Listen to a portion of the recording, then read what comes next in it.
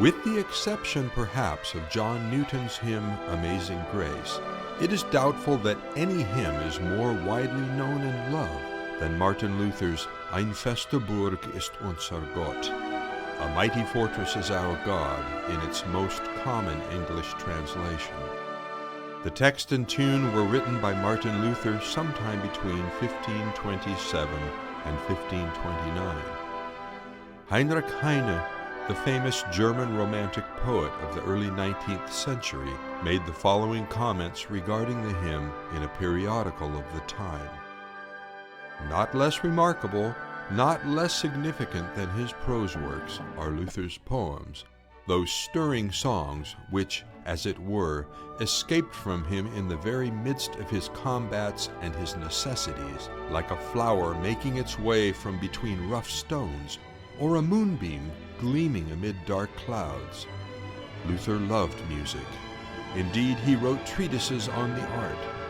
Accordingly, his versification is highly harmonious, so that he may be called the Swan of Eisleben.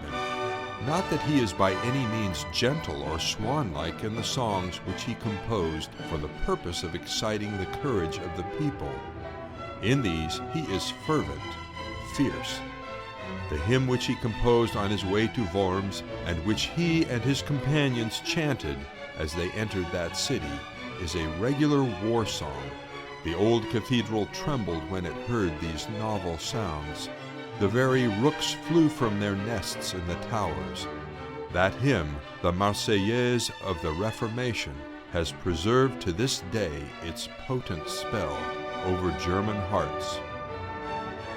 The actual details of what motivated Luther to write this stirring paraphrase of Psalm 46 is unclear.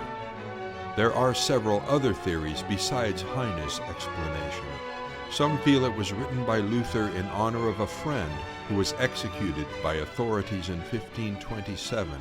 Others feel it was written to commemorate either the Lutheran princes laying their lives on the line as they lodged their protest before Emperor Charles V at the Diet of Speyer in 1529, or as they were adopting the Augsburg Confession in 1530.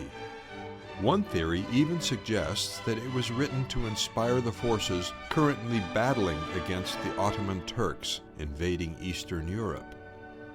Whatever Luther's motivation may have been, it has remained a source of greatest inspiration and encouragement for God's people during difficult times, and has been translated into many different languages.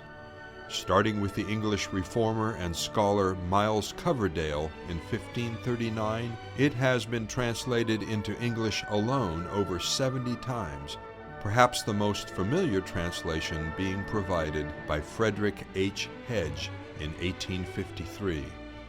Over the 500 years since the Reformation, it has found its way into the musical tradition of almost all Christian denominations, including the Roman Catholic Church.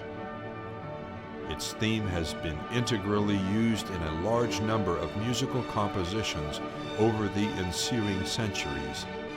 You have been listening to an extract from the fourth movement of Felix Mendelssohn Bartholdy's Fifth Symphony, the Reformation Symphony, written in 1830 in honor of the 300th birthday of the Augsburg Confession.